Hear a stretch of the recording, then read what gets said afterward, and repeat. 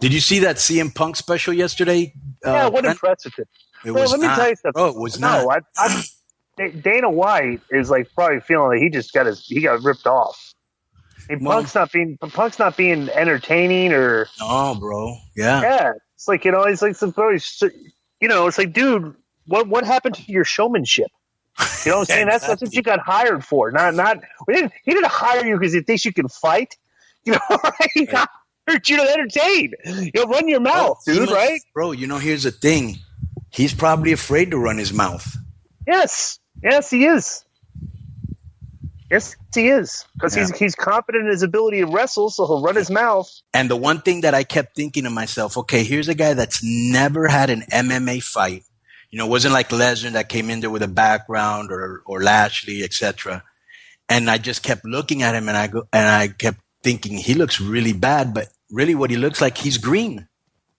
Yeah, he's green. But what you saw in the first thing was just they're taking he's raw. He is green. It's like learning like his first day of wrestling class and stuff like that. But let me tell you, what scares me is you saw his opponent.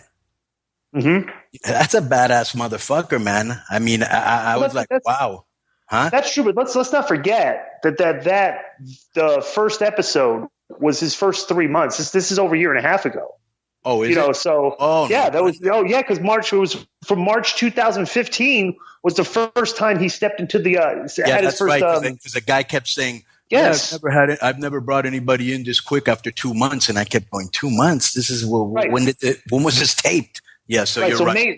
Maybe in the future, in a year and a half, yeah, and maybe we'll see him start being more confident in the things he says.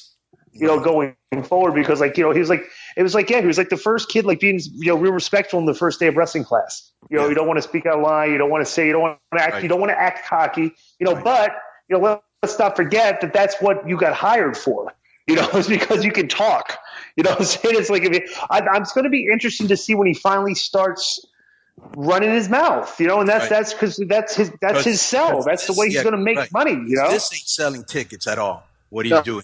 Not at all. And here's the other thing, that for whatever anybody says, at the end of the line, much respect, because he's doing that, and all the motherfuckers that are criticizing him ain't. Once that door closes, shit's on. So much respect for that.